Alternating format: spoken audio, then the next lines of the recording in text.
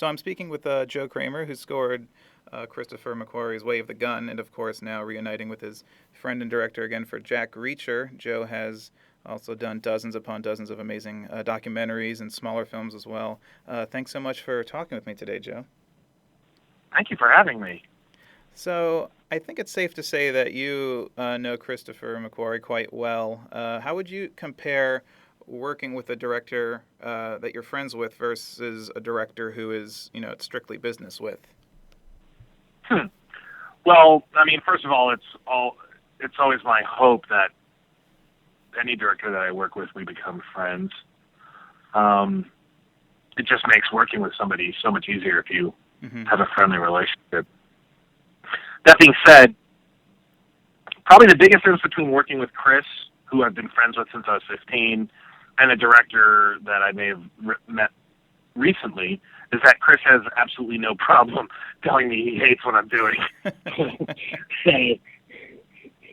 there's a certain comfort zone that lends it. You have to have a thick skin when you're working with a friend, especially a friend from New Jersey. That being said, what's also nice, though, is that I trust Chris implicitly, and I have no problem sort of taking a chance and showing him an idea that might seem like it's completely out of left field, on the off chance that he may listen to it and hear something in it that sparks his imagination and catches his interest.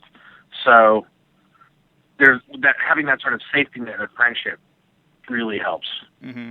And does it go both ways? Do you tell him if he gives you some footage and you're going, what the hell is this, man, Well, it depends. I mean, I try not to, unless I'm invited to do that, I try not to volunteer too much of that because I'm sure Chris has people all around him with suggestions about how to improve his movie. There was one thing that I can think of where when Chris showed me the movie, I gave him sort of my thoughts because there was just one element to it that wasn't working for me. I shouldn't say it wasn't working for me, but I wasn't sure if it was telling the story the way he wanted it to be told. Mm-hmm. And that element is almost completely removed from the movie now. So I don't think I was the only one who felt that way. It seemed like it was a pretty universal. I think Chris probably agreed. Chris clearly agreed too. So. Yeah.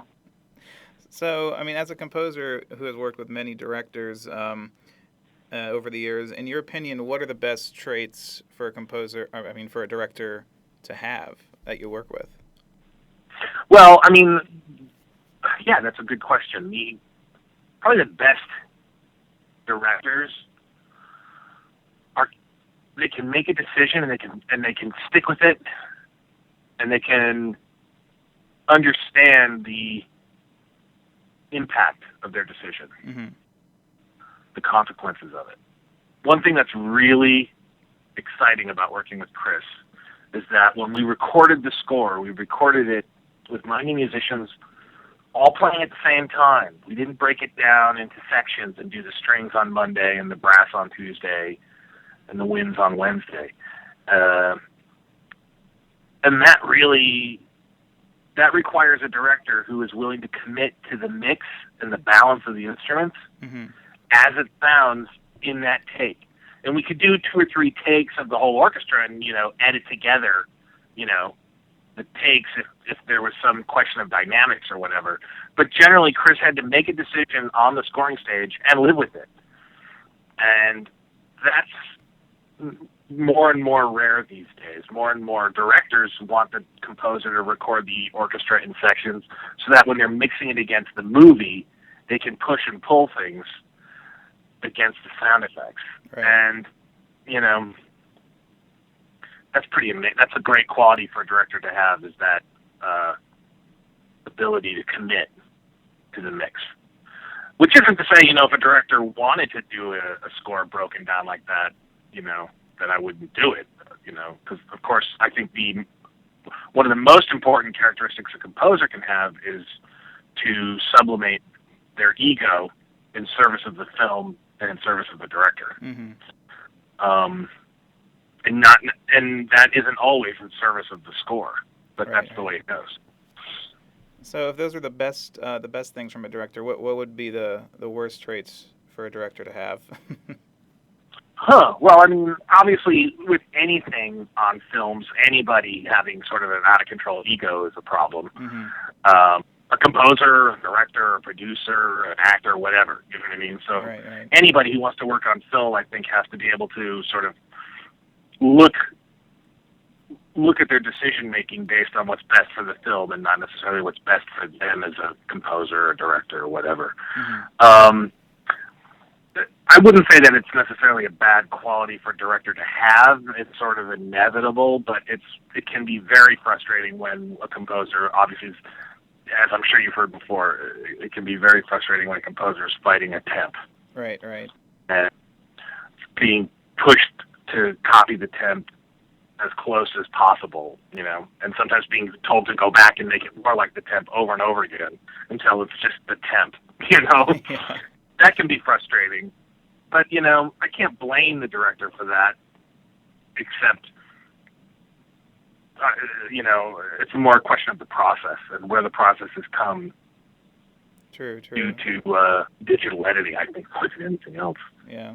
I mean, it's funny because I'm not a composer. I'm not a musician, but as an editor, as a storyteller, as a director, a writer, music is kind of, I need the music. Like, it's hard for me to write without music or to edit without music. But you were very blessed, I guess, because Chris, I remember you talking last night that he didn't use a temp score at all. No, Chris has been involved with a number of movies where he was just very frustrated with the fact that the final score sounded so much like the temp. And that's not a dig on the directors or composers that he's worked with before. That's just a case of the work of their process, And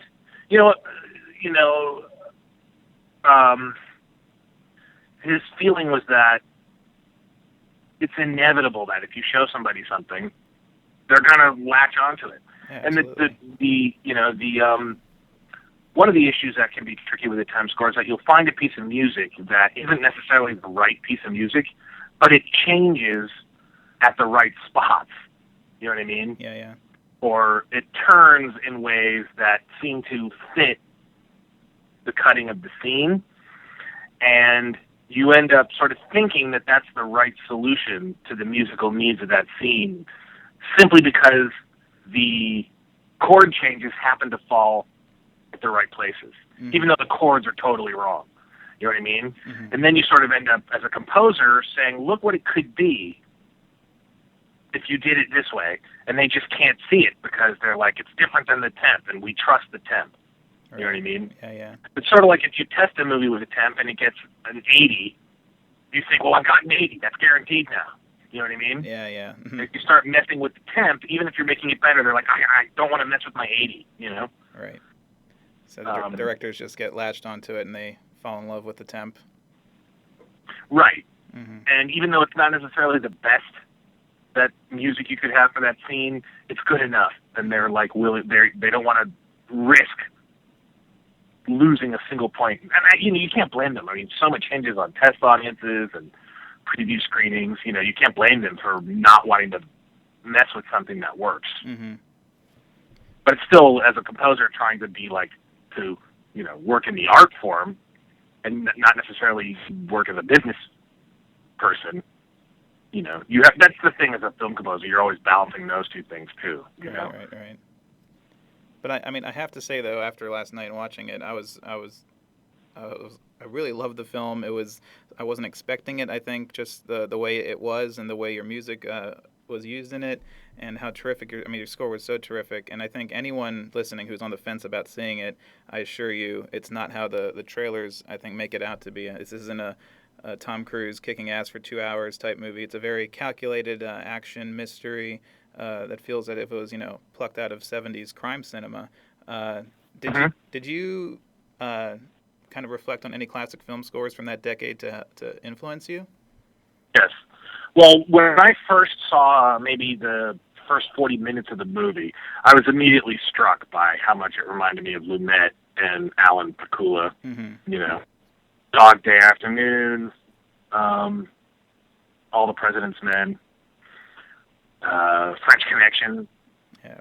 The one movie that Chris wanted me to go back and revisit, just for a point of view on music, was The Exorcist, which totally threw me off at first because it's such a different genre. Yeah, really, yeah. But I in watching the movie again, it's like, oh no, I think I do see some of what he's going for, and there's a few traces of that viewing of The Exorcist that snuck their way into the score in terms of some piano textures that I thought were really cool, and so I kind of was influenced by that in Reacher. Yeah. I mean, I was definitely aware of the 70s vibe of it right from the beginning. It just felt like that. Part of it's photography, part of it is the pace of it and the way that the story is told.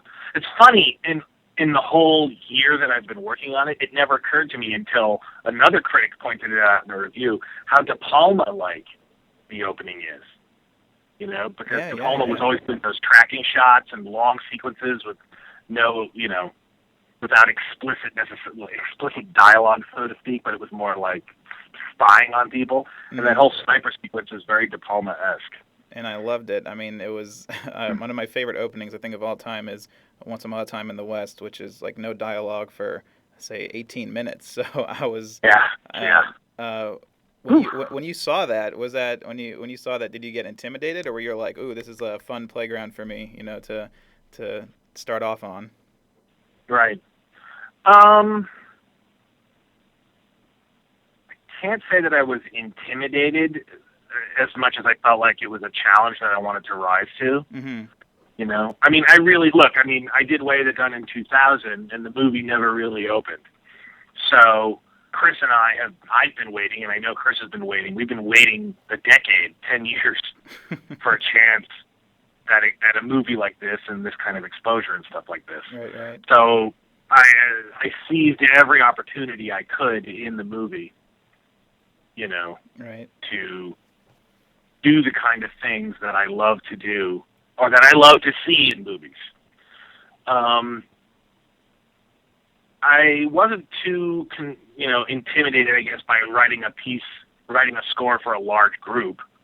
I get the biggest sort of mental obstacle to get over was knowing, because Tom Cruise was also a producer on the film, that he would have a very large say in who got hired as a composer. Mm-hmm. And I just couldn't dwell on that. You know what I mean? Yeah. If I had tried to second guess what I thought Tom Cruise would have wanted as producer of the film in the score, and ended up writing something that I wasn't nuts about, but I thought it's what they were looking for, and then I didn't get the gig, I would have been kicking myself, forever. Right. So I thought the best chance I have is to write what I think is right. And if they go for it, great. And if they don't, it wasn't meant to be. You know what I mean? Right. So in that sense, I wasn't intimidated at all. I just said, I'm just going to do what I think is right, and hopefully Chris agrees. And then hopefully with Chris on board, Tom will agree. And the great thing is that Chris and Tom are really good friends, and they really share so much in common with each other in terms of their taste in movies. Mm-hmm. So I was pretty confident that if Chris was into it, Tom would be into it. And that turned out to be true. And I think the entire audience as well. I mean, it was such a perfect opening, and I felt such a strong voice throughout. Never the flow and the structure and the approach just seemed so... it was just solid the entire way through. It was great. Yeah. It's funny with Tom Cruise because I think there's a certain... It's almost like people... He's so good at that, and I think some people, it annoys them how good he is. You know what I mean? Yeah. And they sort of reject it. Like, you can't be that good looking and that young looking and that athletic and that good. I just refuse to accept it, So... well, going back to the score, I think another aspect of it that kind of surprised me, that stood out for me, was kind of the lack of percussion in it. And for an action film in modern day, it was such a beautiful, low, brooding score with like pulses of energy that works so well. But was leaving out heavy percussion was that a decision that you made early? Like, I'm not going to use any percussion in this action? That's interesting. I hadn't thought of it like that. Probably a lot of that is a result of the spotting of the film. Mm-hmm. So the scenes where we wanted music were just not scenes that needed to be driven by percussion. Right. If Chris had designed the film with music in mind for the car chase, I can't imagine there wouldn't have been some kind of percussion there. Yeah, yeah. But from the very beginning, Chris intended that car chase to be scored by the sounds of the engines. And so there just was no room for it. I also know that we wanted to avoid certain sort of tropes of military music. So we didn't really want a full-on solo trumpet playing the theme. Yeah, of course. And Yeah. we didn't want like snare drums doing like military marches. Uh-huh. And Chris is not always crazy about some of those things anyway. I'm trying to think. I mean, the main title has some pretty driving timpani, played by Don Williams, who is John's younger brother, by the way. Oh, wow. And yeah, it's pretty cool. And then a lot of the percussion was like, I mean, I used the gong a lot. Yeah, I did. I heard that, yeah. And I sort of use it almost like, in a weird way, to me, it almost acts like a human breath, Sort of when you see something, like if you see something super massive and you just kind of go, oh, yeah. You know what I mean? So I tend to use the gong kind of like that. There was a lot of timpani, gong, some bass drum, and then vibes I used a lot. I often had the vibraphone doubling the harp and the piano, which sort of creates a sound that sounds like a synthesizer, even though it's all analog, which I kind of like pulling tricks like that. That's pretty cool. But there's no snare, and there's no castanets in this one like Way of the Gun, Yeah. You're right, it is less driven by percussion than maybe... It's certainly devoid of any electronic drum loops or anything like that. Absolutely. There's one sort of low booming sound that was a mix of live orchestral bass drum and then like a sample drum that I had, but we didn't use the sample very much in the final mix. I mean, it did make it stand out, and it because I guess I'm just so used to hearing just like for every action movie. So it was such a nice break from that to just let it work over the audience and kind of emotionally draw them in. So it definitely helped. Well, thank you very much.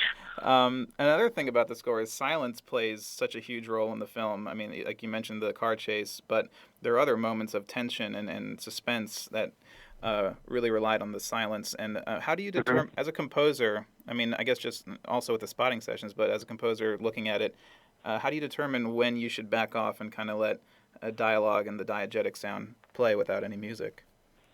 Well, I'm going to be honest, I really trust the director with that. Okay. So I have no problem writing music for the whole movie from beginning to end, and then letting them pick and choose what they want. It's not necessarily terribly efficient, but I'm fine with that. A movie like Empire Strikes Back, there's 40 minutes of score, I think, that John Williams wrote that they just never used in the movie.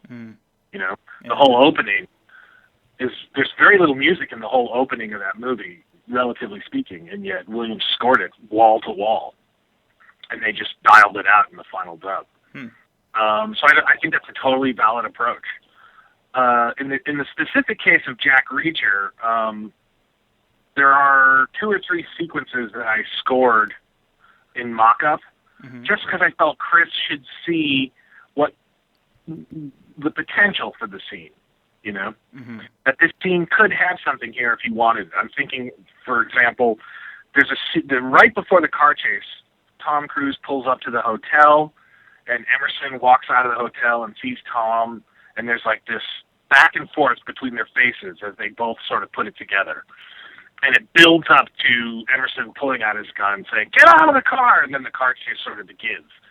And I felt like Chris should at least see that scene with some kind of music that built so he could make a decision. So he had all the information he needed to be sure how he wanted the scene to play. He didn't use the music. He was like, "You can record it if you want, but I'm not going to use it." Right. And I was like, "Okay, that's great. I get it. I'm not going to record it. I'm not going to, waste everybody's time with that. But it was a good exercise for him to see it. There's one cue that we recorded that didn't end up in the movie, and that was a cue for a scene between Reacher and Helen, where she gives him a phone number for Robert Duvall's gun range, and they sort of have this moment that's sort of a love moment, but and the music pushed it more into the direction of romance, and it was decided that just the movie was not going to go there. Right. So that was pulled, but that's on the soundtrack album. And there's, maybe 5 seconds here at the beginning or the end of some cues that were pulled. I know there's a cue for Werner Herzog's character, who's called the Zek, where there's like a little tag on the end of it that they pulled out of the movie. But those are decisions that you make when you're scoring a movie. You think it's right, and then you record it and it works. But then you see the whole thing together and you watch it from beginning to end, and you just go, no, you know what? We don't need that. Yeah. So that's how it goes. So as a composer, what influences your writing the most? Would it be the setting, the plot, or the characters? I know it's kind of a combo of everything, but when you're starting on a project, what really calls out to you the most when you start on a film and gets your creative juices flowing? Right. Well, I think what happens is that for me, I react to the feeling of the movie. Mm-hmm. You know what I mean? So, like Reacher, it has a sort of gray tone to its picture. Yeah, definitely, yeah. And it has there's a realism to the movie that's not it's not a heightened reality. It's kind of realistic, based in a somewhat procedural type of filmmaking. Mm-hmm.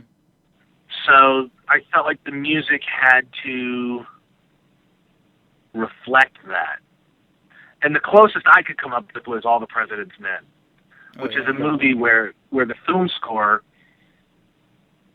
because, music is a total abstraction. It's not real. We all know this, but it bears repeating. When you're walking down the street, there's not an orchestra playing music. You know what I mean? If only. But in a movie, there is. And I have, you have to find a way to justify having music in a movie, and part of the way of justifying it is finding the right color, finding the right tonalities, the right sounds. All right. And with this movie, it was like the look and the feel of it really dictated to me the intensity of the music and the color of it. The spotting of the movie influences the score a lot. I mean, it's a score, I'm very proud of the score, but it's a score that when you listen to it as a CD, it isn't necessarily, because without the car chase, there's no big action music, you know what I mean? There's no big battle in the snow cue, for example, But that's because of the way we spotted the movie. I'm certainly capable of writing a cue like that if I need to. I would have found a way to score the car chase if Chris had wanted it, but it's whatever the film this movie calls for. This movie, the score really served more of a function of propelling narrative. There's a very long sequence where Reacher outlines sort of the plot of the film. It's about halfway through the movie, and he sort of unraveled the mystery, and he explains it all to Helen. Mm-hmm. And it's about a 10-minute scene, and it sort of has 3 musical beats through it. So there's 3 cues that we did for the sequence, and we kept finding that the music had to push it, but we couldn't step on it. So it required a real delicacy. Yeah. But it required a sense of tempo. Tempo is pretty much where I start all of my cues. So when I'm writing a thing, for me the most important thing to establish right away is the tempo. And, I find that just by watching the scene, and the rhythm of the acting and the rhythm of the cutting just starts to lend itself to me. And I rely heavily on my instinct for decisions like that, because I feel like, I feel like if it isn't instinctive, if I'm trying to impose something on there that isn't instinctive, it's not going to work. True, and then it kind of go into territory where you're trying to think of, it's not coming from within you, it's coming kind of from a objective, like, oh, it should be this, Right. not what I'm feeling it. I agree with that completely. Right. Like I know that there's some, there's probably some composers who look at the literal rhythm of the cutting and just say, oh, well, this magic tempo will fit all these cuts. Mm-hmm. But I work the other way, which is I find the tempo that's right, and then I jump through whatever hoops I need to, both with very tiny tempo changes and with meter changes to catch cutting as I need to. Mm. So that, if that means throwing in a measure of 7/8 or 3/4 or whatever, I do it, and I try to find a musical way to do it so you don't notice. Right. Well, to wrap things up, I always like to ask composers this one question. If you had the opportunity to score any film ever made, with no disrespect to the original composer, which film would you choose? Oh, that's interesting. Well, I'd love to do a Star Wars movie. I'd love to do Superman. Okay. No disrespect to the original composer. I wish I'd had a chance to do Valkyrie. Oh yeah, that would have been really cool. Yeah. So, but John did a great job, and I'm friends with John, so I mean no disrespect. Oh yeah. But I would have loved to have had a chance to do that. Well, so big thematic opus or quieter, tenser film. Yeah. Well, Joe, thank you so much for your time. I really love the film, and your score is top notch and such a great kind of cap to the end of 2012. So thank you so much for the music. Well, thank you so much for the compliments, and thank you for speaking with me today. It's been really fun.